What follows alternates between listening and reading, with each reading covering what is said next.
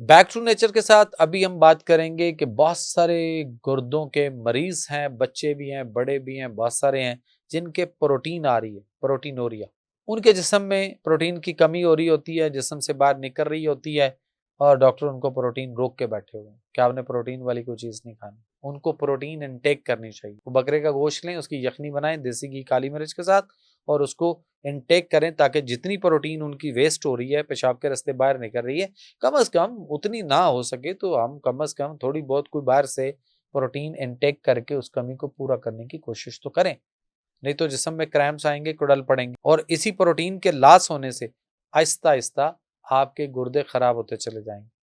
फिर आगे जाके लंबे अरसे बाद ही सही क्रिएटिनिन यूरिया बढ़ेगा, फिर गुर्दे फेल हो चुके हैं। और इसमें भी एक चीज अभी आजकल जो मुझे प्रैक्टिस में, अपनी प्रैक्टिस में नजर आ रही, जो कि मेरे पास मुख्तलिफ मुल्कों से लोग आते हैं इलाज के लिए, प्रोटीन आ रही है, डॉक्टर कहते हैं कि बायोप्सी करनी है, हमने ये चेक करना है कि ये प्रोटीन क्यों आ रही थी। अंदाजा कर लें कि हमें ये अंदाजा ही नहीं कि वो छोटा सा गुर्दा जब उसमें आप नीडल मारते हैं और निकालते हैं, कोई सैंपल लेते हैं, आप क्या टेस्ट कर रहे हैं यार। जो उसमें सुराख हुआ, उसके जख्म जो बना, वो हील कैसे होगा।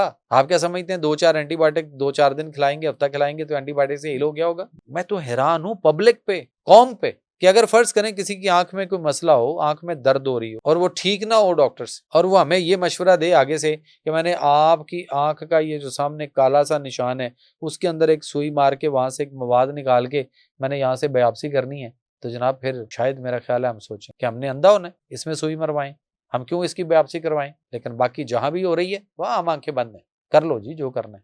तो बायोप्सी एक टेस्ट है, जो खराबियां आएंगी, जो मसाइल आएंगी, जो कैंसर की तरफ केस चला जाएगा आने वाले किसी कल में, वो अलग बात है, लेकिन जो मसले हैं वहां पे उसको भी देखिए।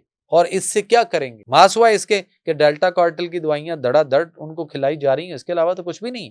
तो पब्लिक को चाहिए कि और भी तरीका इलाज हैं, अल्टरनेटिव मेडिसिन में बहुत कुछ है, बहुत सारे तरीके इलाज हैं। और अगर तो साहब आप अल्लाह से शिफा चाहते हैं तो फिर अल्लाह का अपना एक निज़ाम सेहत है, अल्लाह से हेल्थ सिस्टम है।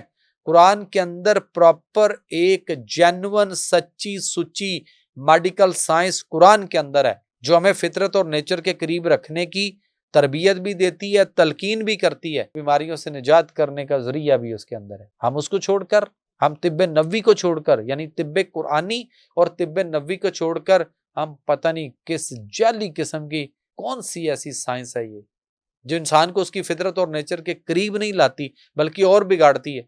तो उस पर आपने सोचना है कि वो साइंस हो सकती है। इसका जवाब आपने कमेंट्स में देना है।